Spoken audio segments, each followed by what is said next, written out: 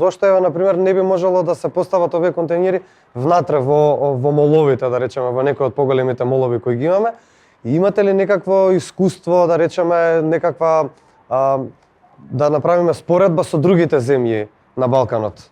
Така, овие контейнери првенствено беа замислени и наменети во надворешни услови да бидат поставени, односно, еве кога ти од твојата зграда во близина на твојата општина каде што живееш, како што ќе имаш простор каде да го фрлиш комуналниот отпад, во непосредна близина да имаш и ваков контейнер, каде што да речеме имаш еден миксер расипан или мобилен телефон, сега да не чекаш на еколинијата за еден миксер да се јавиш да дојдеме да го земеме, зошто не би имале можност во непосредна околина каде што живееш, кога ќе го фрлаш комуналниот отпад, да го фрлиш и миксерот, тостерот, сите тие мали уреди кои што со текот на времето се расипуваат.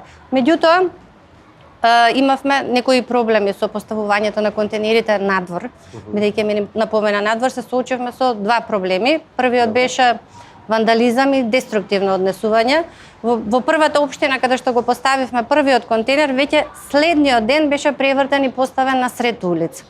Така што имаме некој деструктивен порив како општество, не само кога станува збор за екологија, туку за се околу нас, дали игралишто за деца, дали било каков имот кој што е наменет за граѓаните и направен за да служи на граѓаните, не гледаме од каде би имала потреба за тие да се уништат, да се демолират или зошто би се ставил едноставно на сред улица да загрози нечи живот и едноставно да се уништи нешто што е наменето да служи за нас.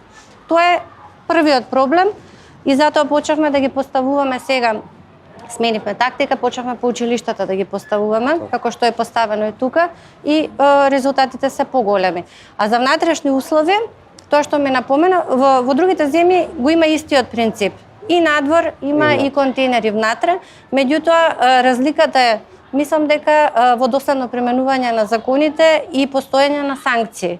Кај нас немаме контрола на терен и тоа вандалистичко однесување некако поминува неказнето и продолжува во континуитет во сите сфери на живење, не само кога станува збор за екологија. Така да она што можеби нас недостасува во споредба со другите земји е таа контрола на терен и санкционирање на недолично однесување.